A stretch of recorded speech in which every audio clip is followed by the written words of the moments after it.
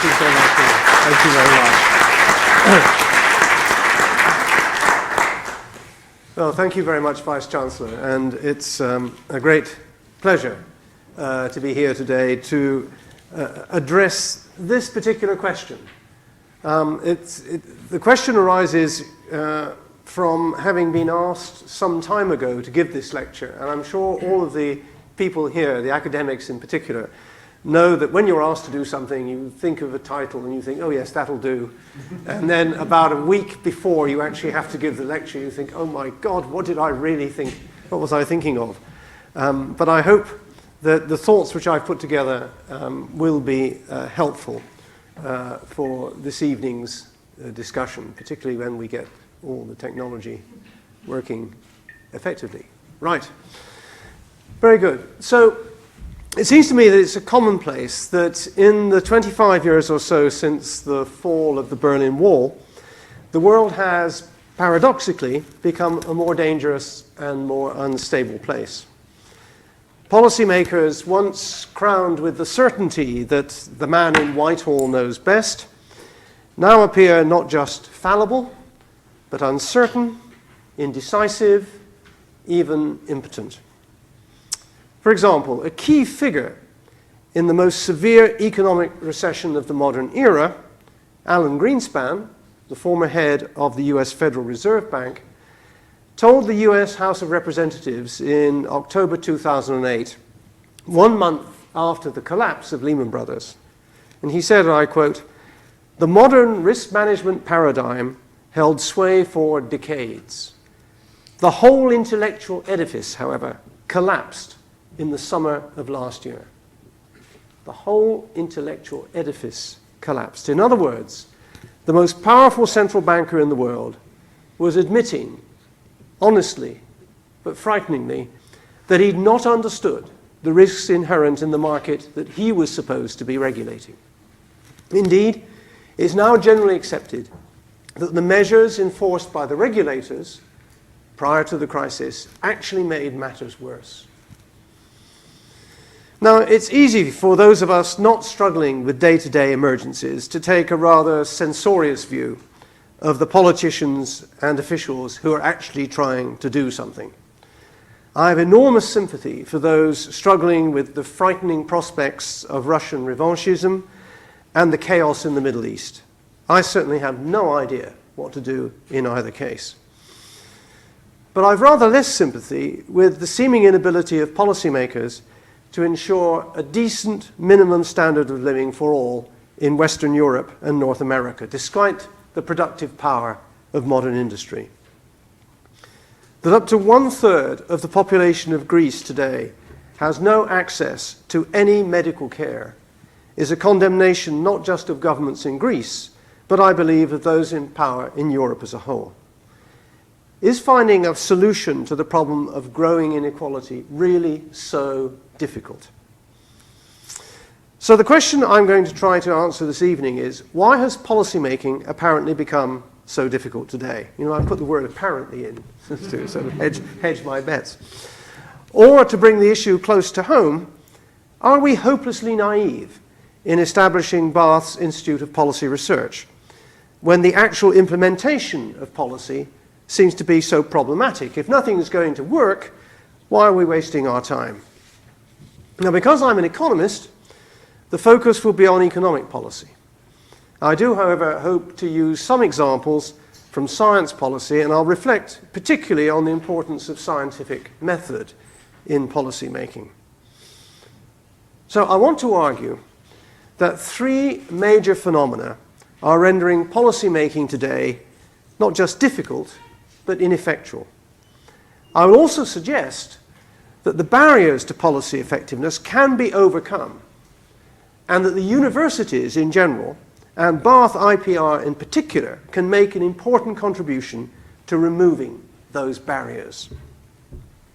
So the 3 major phenomena which are undermining policy making today are, first, that economic policy and macroeconomic policy in particular, with respect to those, it's not at all clear that national governments are actually capable of implementing any policy at all other than inaction or withdrawal. that is, the downsizing of the state. So in that area, it's not clear that any policy is possible. Second, we observe the extraordinary paradox today that at a time when the availability of data and the ability to process large quantities of data are greater than at any time in the past, evidence seems to play an ever-diminishing role in the formulation of policy. Whatever happened to evidence? Third, the analytical foundations of much of economic and social policy are notably insecure. The distinguished economic historian Barry Eichengreen, in his latest book, concluded that in a study of the Great Recession, as he calls it, the attempt to formulate policy has been, and I quote, undermined by the inability to agree on even the most basic tenets of economic policy, undermining the intellectual case for any effective response. So, the three things: is macro policy possible at all? Is what has happened to evidence? And do we actually have an analytical framework sufficiently robust to deal with the problems we face? So let's first of all consider the proposition that in many areas of economic activity, it's not at all clear that any policy other than inaction can actually be implemented. Now, what I mean by this is that the very essence of implementing a policy requires that a particular action should have a reasonably well-defined consequence. Put simply, there are levers to pull, and whether they are pulled or not, have clear results. So for the 25 years or so after the end of the Second World War, there did indeed seem to be well-defined levers with well-defined consequences. Indeed, so well-defined that economic and social policy converged to the Keynesian consensus of what was called Butzkelism. Whether you were Tory, as was Rab Butler, or Labour, as was Hugh Gaitskell, you were in broad agreement about the economic and social policy goals that could be achieved, and on the means of achieving them. And you were right. Policy worked. I well remember, for example, being taught as an undergraduate in Cambridge in the 60s that unemployment could never rise above 3%, and it would be a disgrace if it did. In hindsight, the objective circumstances of the post-war era that brought about this happy state of affairs are clear. The central pillar was the post-war international settlement carved out by the Allies at Bretton Woods in 1944. That settlement was driven by the desire on all sides to create an economic environment within which international institutions supported the pursuit of national goals. It was felt that actually the reverse had been true in the chaos of the 1930s. International institutions had disrupted national goals and vice versa. As Harry Dexter White, the leader of the American delegation at Bretton Woods, argued, the absence of a high degree of economic collaboration among the leading nations will inevitably result in economic warfare that will be but the prelude and instigator of military warfare on an even vaster scale. So that vision of the need for economic collaboration was to be the foundation not just of what was to become the Bretton Woods system, but also of Marshall Aid in the 1940s, and indeed the vision behind the foundation of the European Community in the 1950s. Two key elements of the Bretton Woods system were, first, a collective commitment to fixed exchange rates between the major currencies, and second, the buttressing of those fixed rates by more or less severe controls on the flows of capital across national borders, in order that speculative flows couldn't disrupt the system. Even the United States had tough capital controls in the 1960s in the form of what was called the Interest Equalization Tax. It was a tax that worked like this. If you invested outside the United States and made a higher rate of return than you made at home, Uncle Sam taxed away the difference.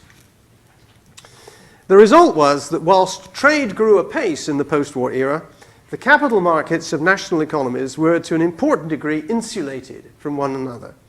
And most important of all, sovereign bond markets were national. Now, Keynes had anticipated this in an article written in 1933, where he famously said, "Ideas, knowledge, art, hospitality, travel, these are things which should be of their nature international. But let goods be homespun whenever it is reasonably and conveniently possible, and above all, let finance be primarily national."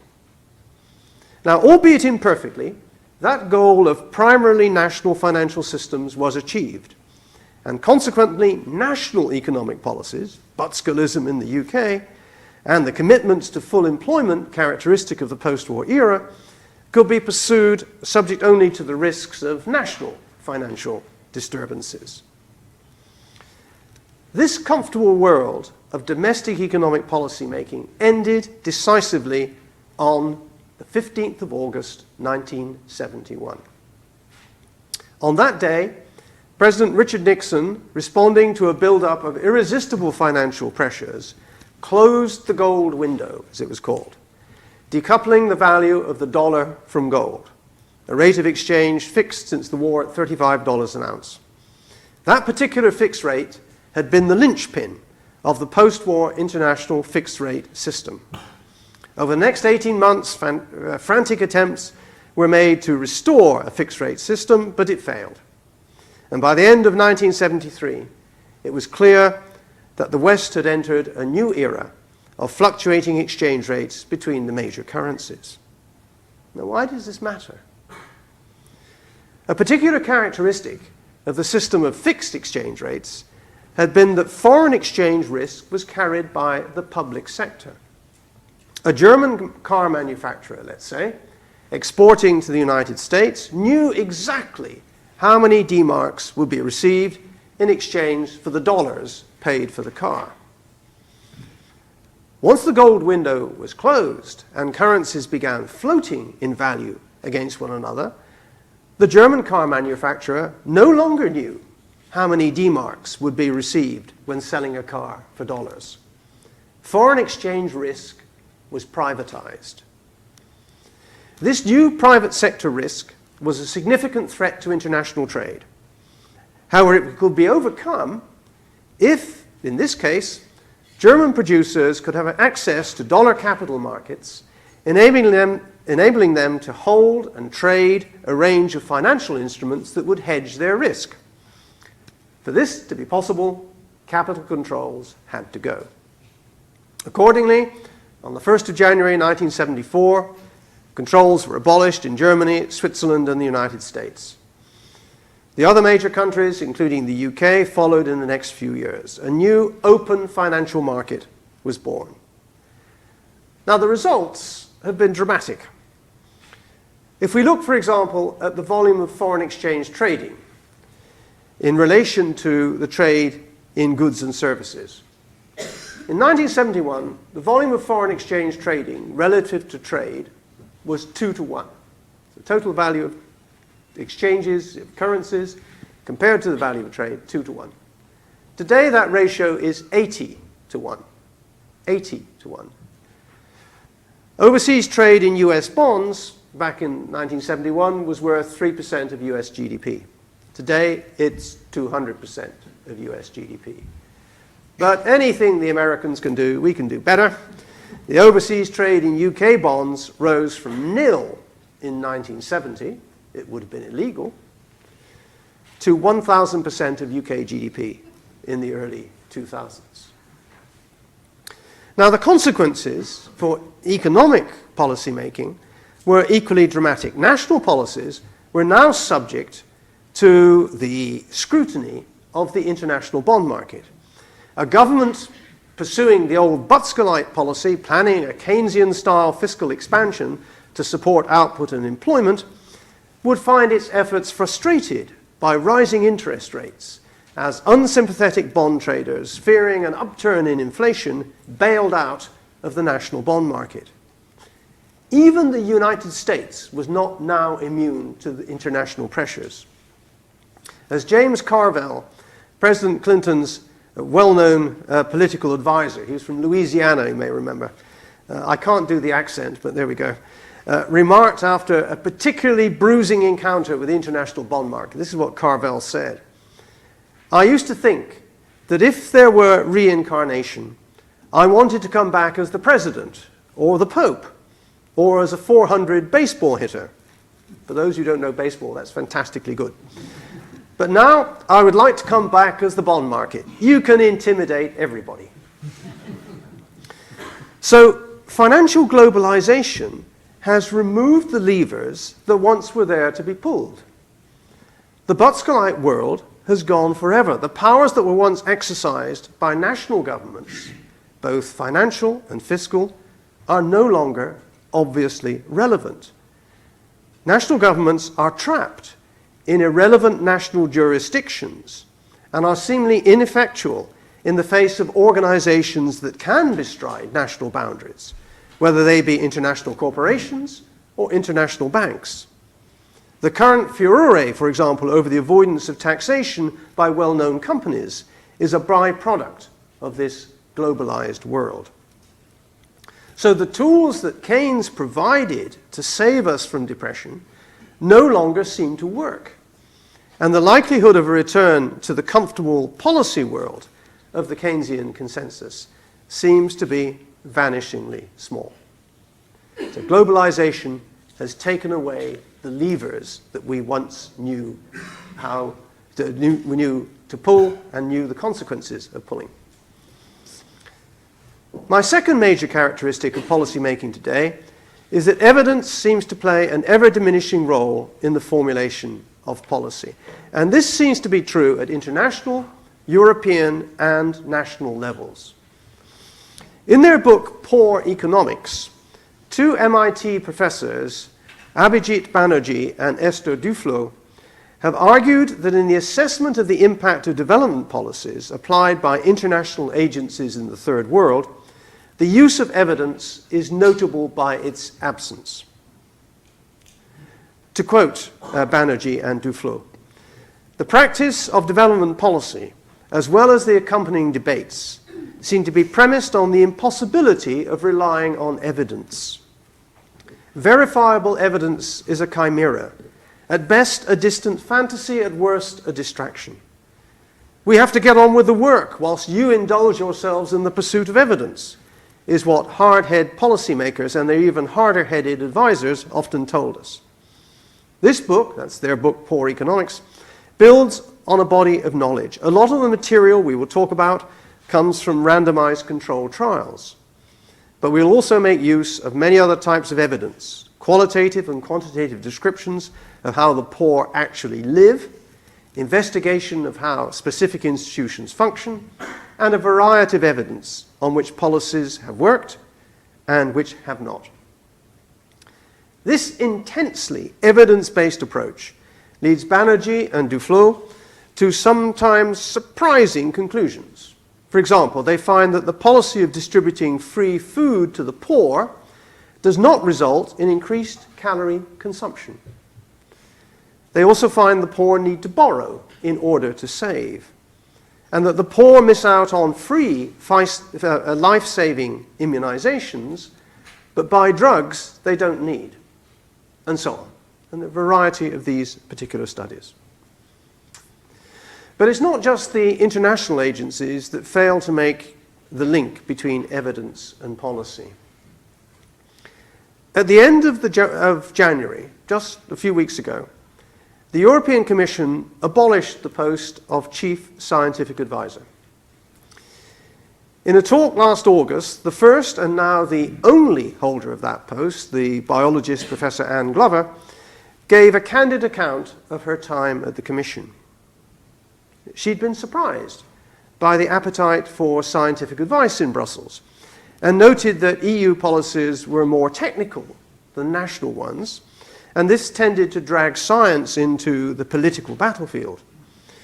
The result was that the Commission's decisions were often driven by political imperatives and that evidence was marshaled to support policies rather than being used to inform the best choice of policy.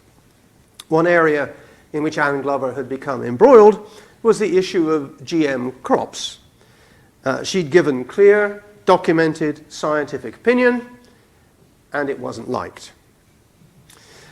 Sir Paul Nurse, President of the Royal Society, described the axing of the post of Chief Scientific Advisor as a very backward step, and declared that the European Union needs to show soon that it has a plausible plan to ensure scientific evidence was taken seriously. The World Health Organization's chief scientist in Europe, Roberto Bertolini, commented, "Ideology and vested interests continue to dominate the public debate in Europe and elsewhere, irrespective of attempts to bring knowledge and science and science-based advice into the picture." It's a sad story, but sadly, it's not clear that policy at home is based on evidence either.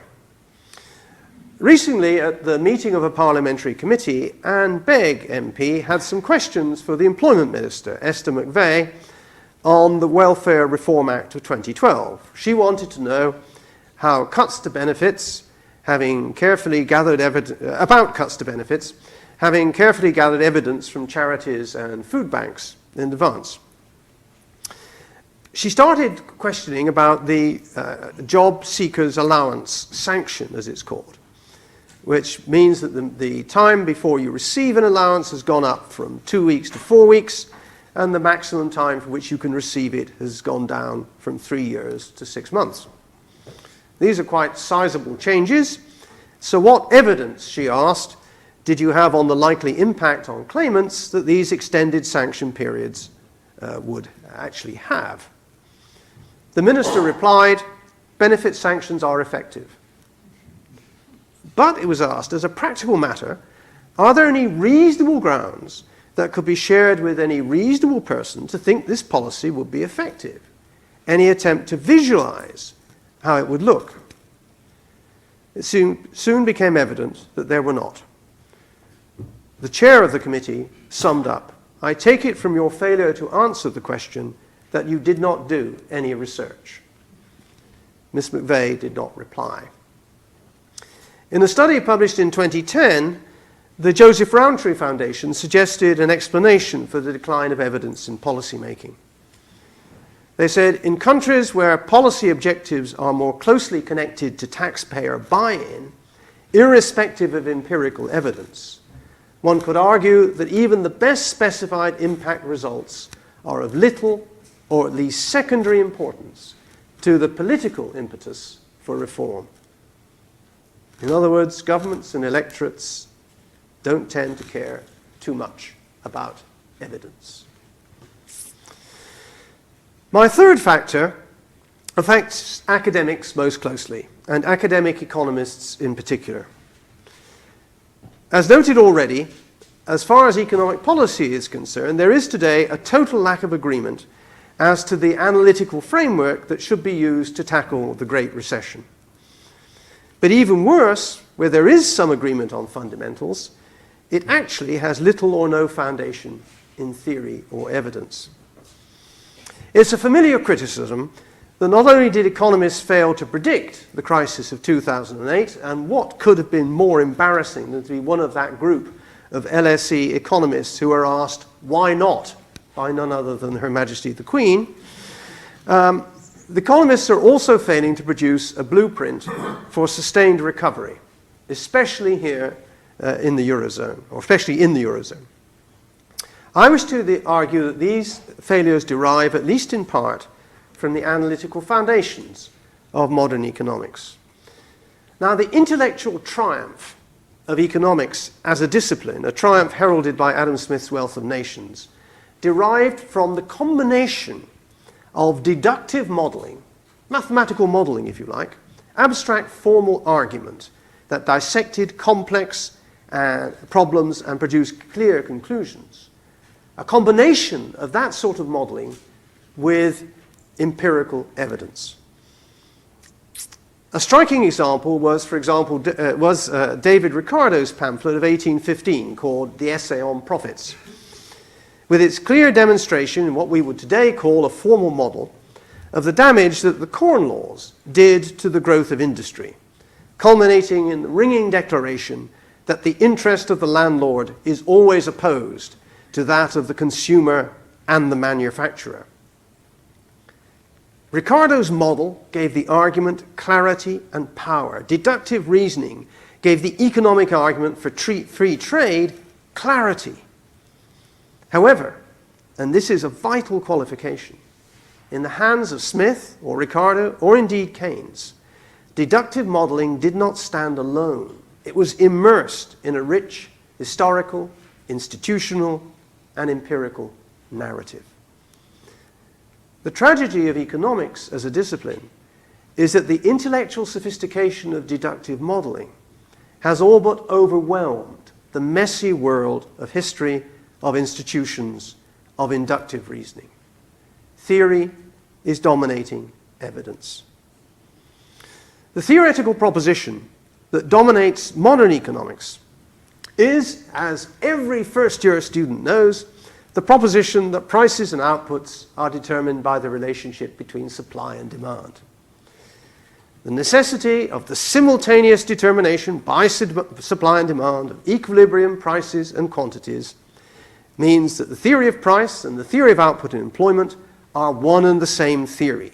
The wage is determined by the balance of the supply and demand for labor.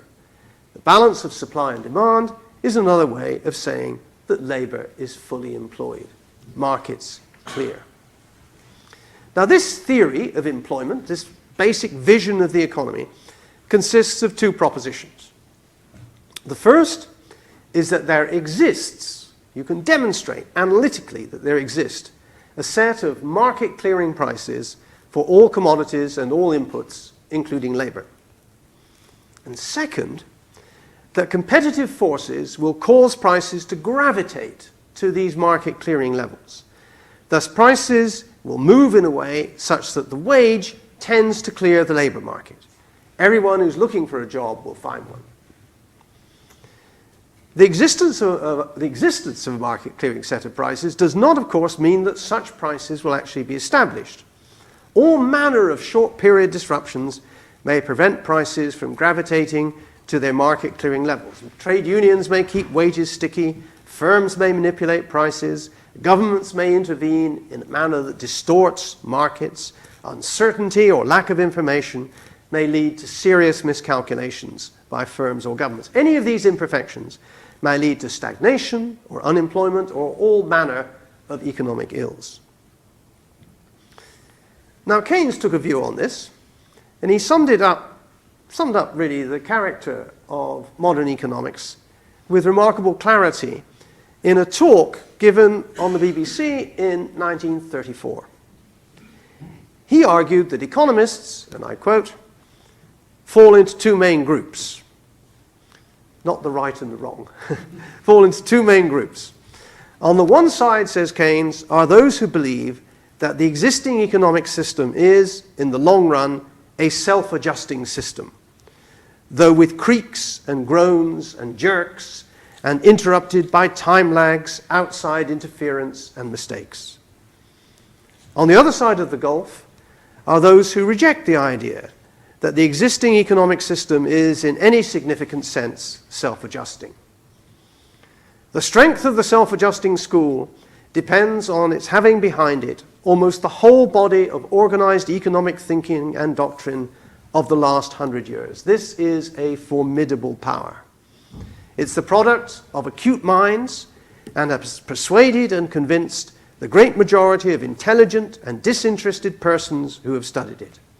It has vast prestige and a more far-reaching influence than is obvious, for it lies behind the education and habitual modes of thought, not only of economists, but of bankers and businessmen and civil servants and politicians of all parties.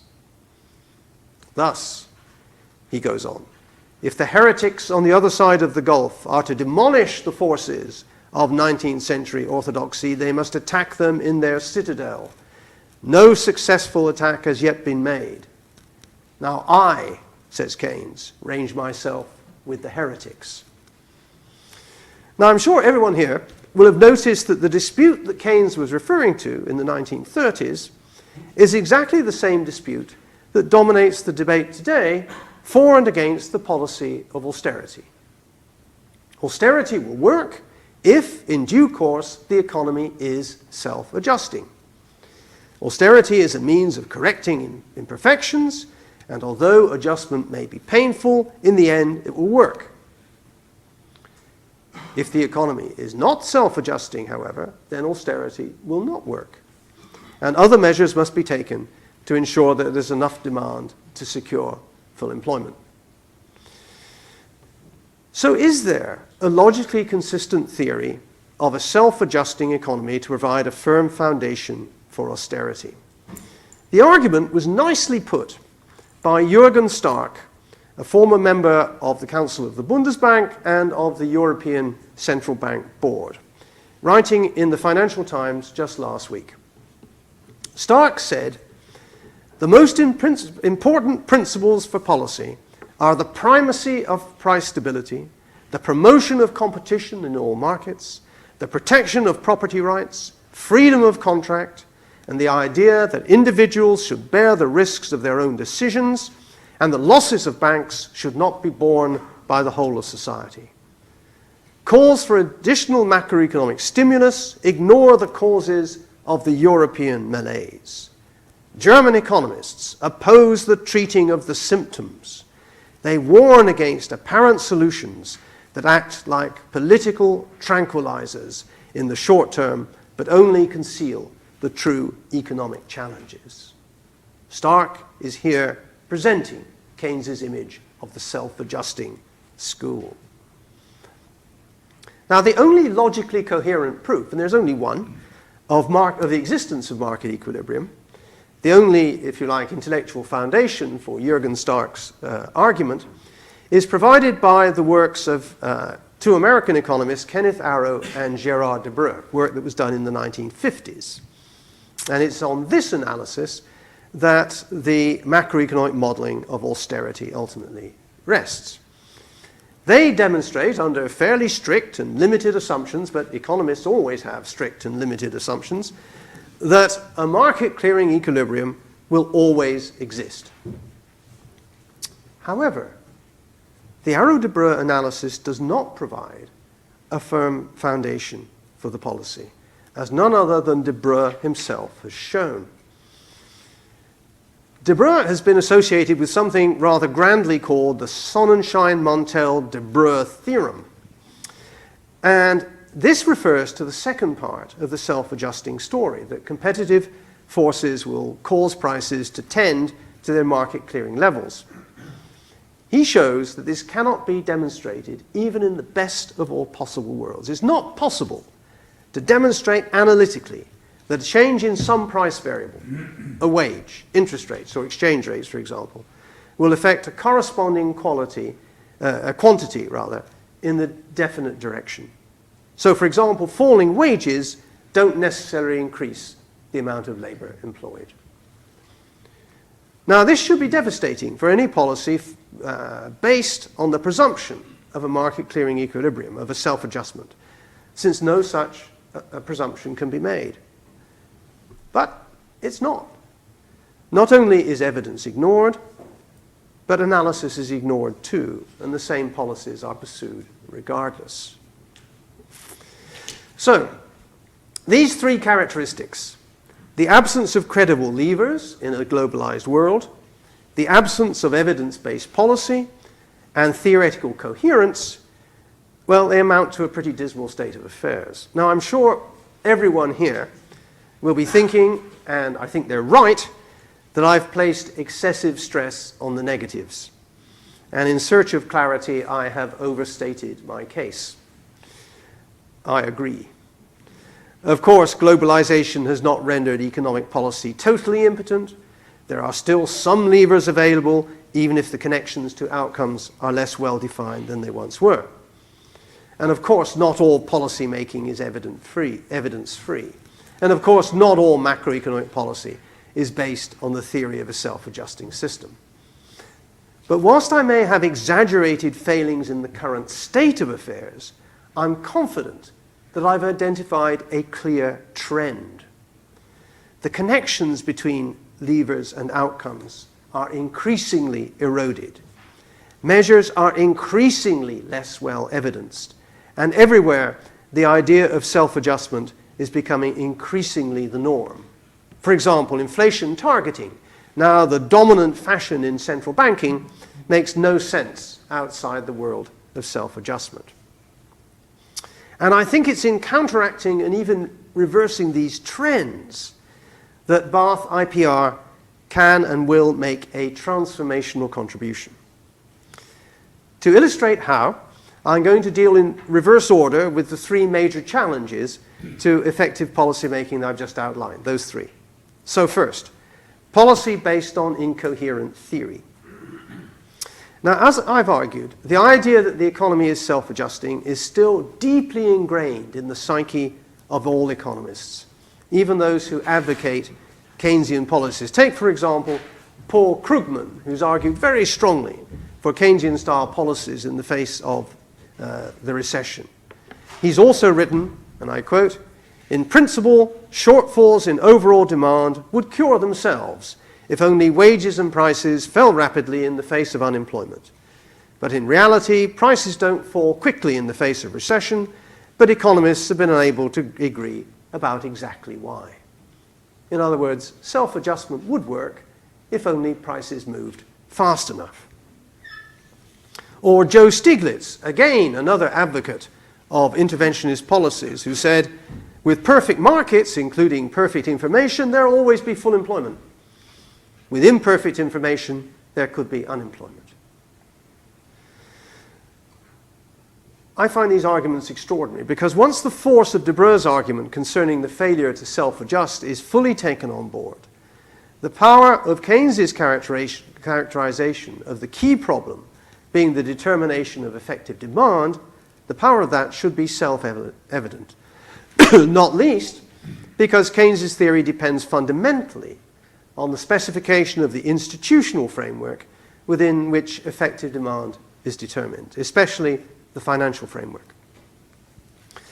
The availability of different forms of financial instruments and their characteristics, the distribution of debt, the distribution of income and wealth, are all key inputs into the analysis of effective demand.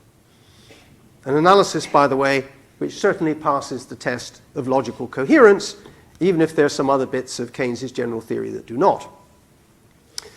So Keynes' theory, I argue, must be embedded in today's state of affairs. It's abstract theorizing built on empirical reality, and this is a solid starting point for coherent economic policy making. Second, about evidence. The consequence of this sort of approach is an approach to macroeconomics rooted in this Keynesian structure must necessarily be founded on evidence. Of course, economic evidence will seldom have the consistency of scientific evidence. Human beings and human institutions are too unpredictable for that. As John Kenneth Galbraith famously commented, the main function of economic forecasting is to give astrology a good name.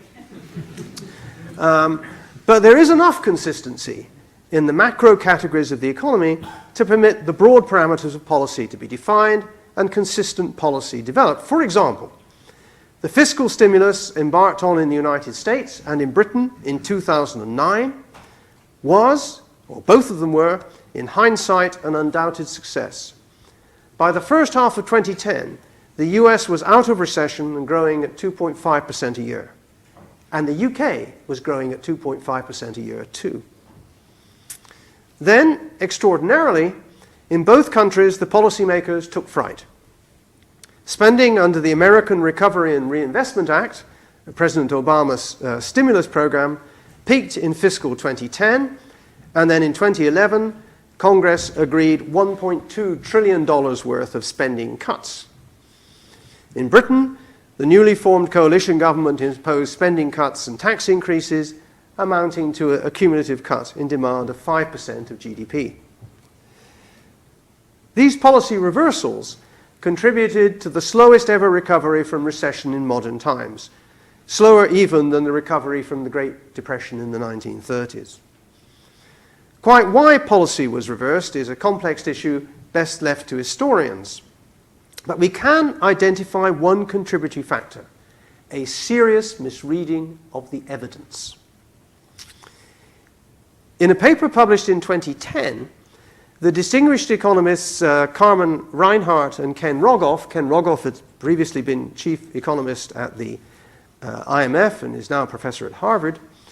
They had argued, on the basis of historical data, that whilst the relationship between government debt and GDP growth is weak when debt is below a threshold of 90% of GDP, above 90%, median growth rates fall, and average growth falls considerably more.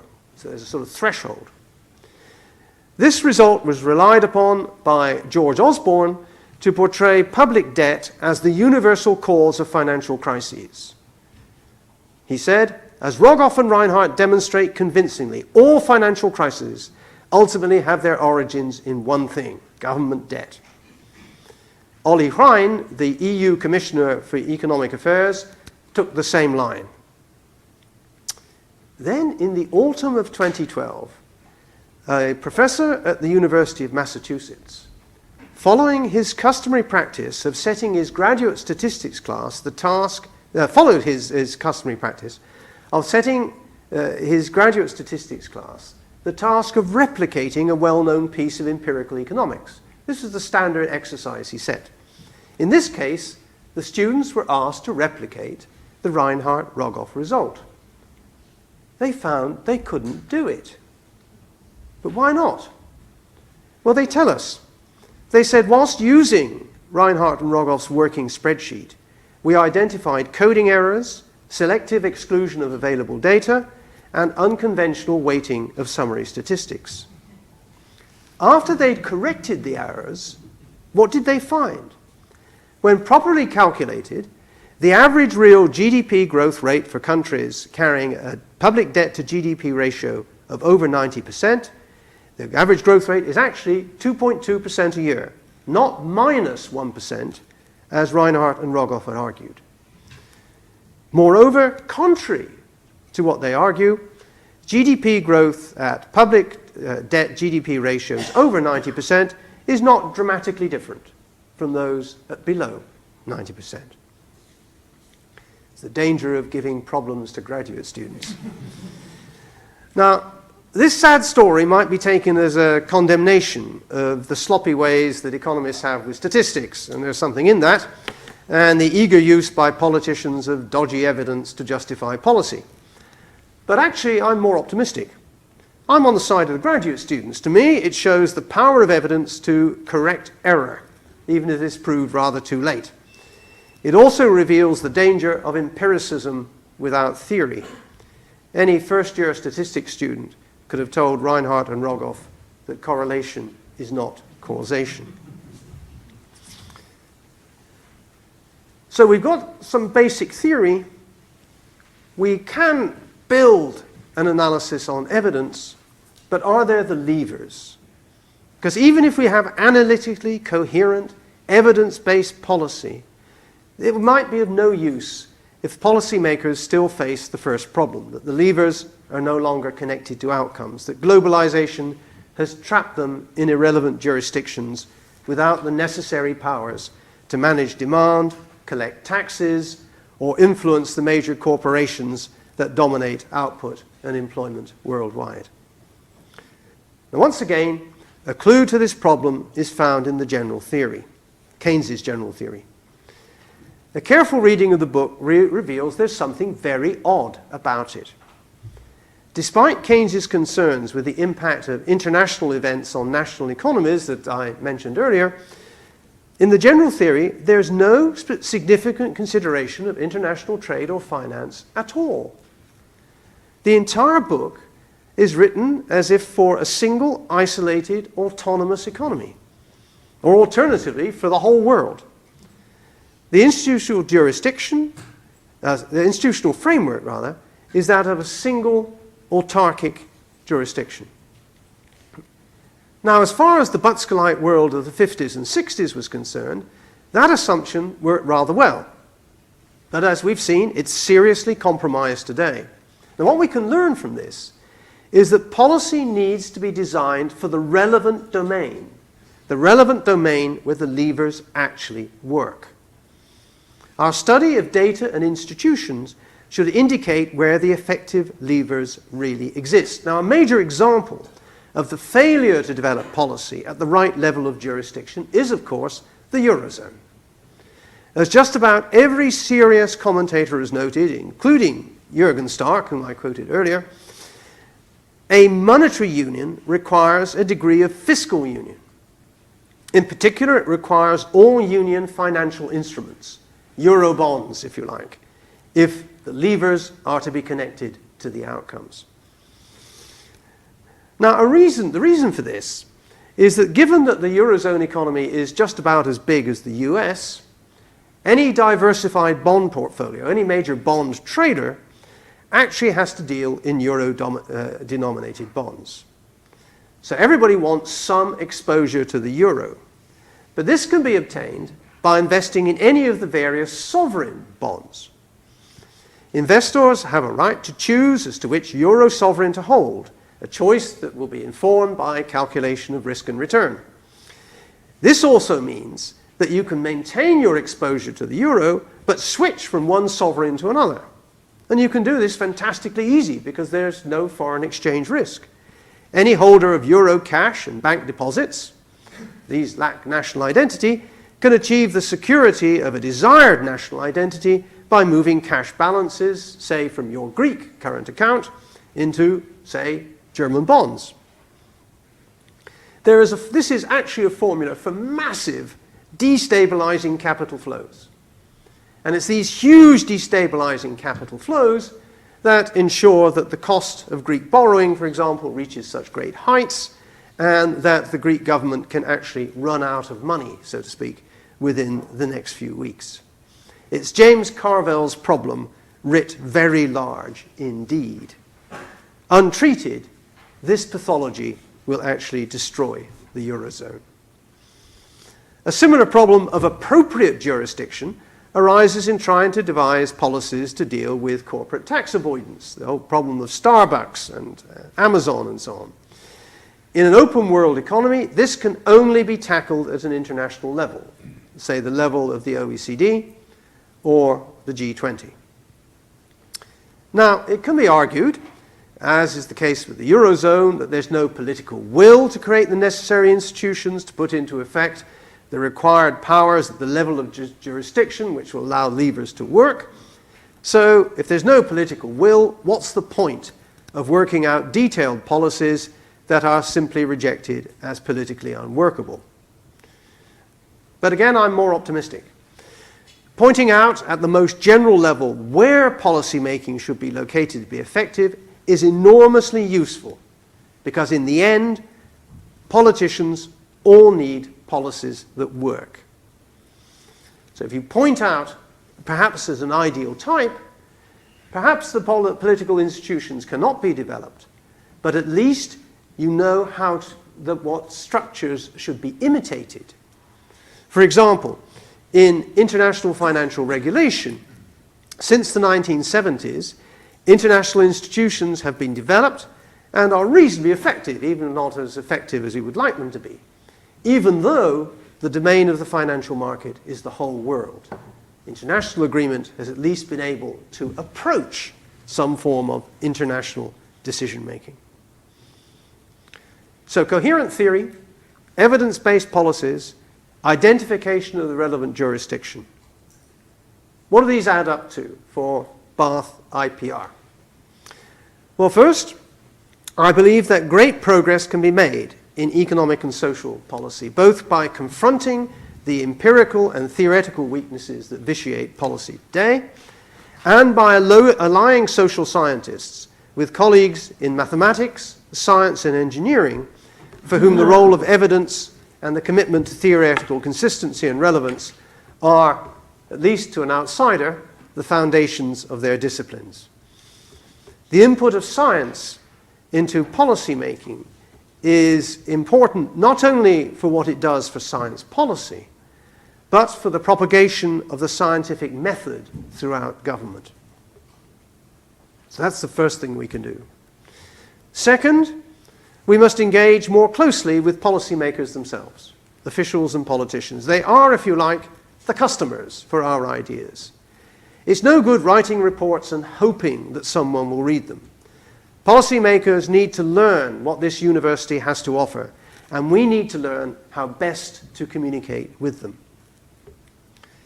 And third, despite the problems that I've identified that bedevil policymaking today, ultimately people will want policies that work. And this is so whether we're addressing the impoverishment of ordinary Greeks, the role of GM crops, or the geophysical, social, and economic impact of climate change. Eventually, there'll be a need for something that works. And it's in a university that there exists the skills, the techniques, and the intellectual honesty to provide the answers that policymakers need, or at least ought to need, even if they don't yet realize that they need him. In the university, academic freedom provides the environment in which to devise policies with links between cause and effect. In the university, we are serious about evidence. And within the university, there are the critical skills to forge analyses that can incorporate and interpret the data and institutions that define the terrain of any given policy goal. Robust, empirical, sound analysis is what IPR is about. It's feeding into this university's DNA. And that's why it's so important that the university engages in the grubby world of politics and policy. At a time when, for the past decade or so, our country has been drifting in policy terms. You notice I said the past decade. Shrouded in uncertainty and timid indecision. It is the university that can be bold, creative, and practical. It's the university that can think, imagine, and design with ingenuity and pragmatism. And that's why I believe that Bath IPR is so important. Important, I hope, for the university itself, and most of all, important for our country.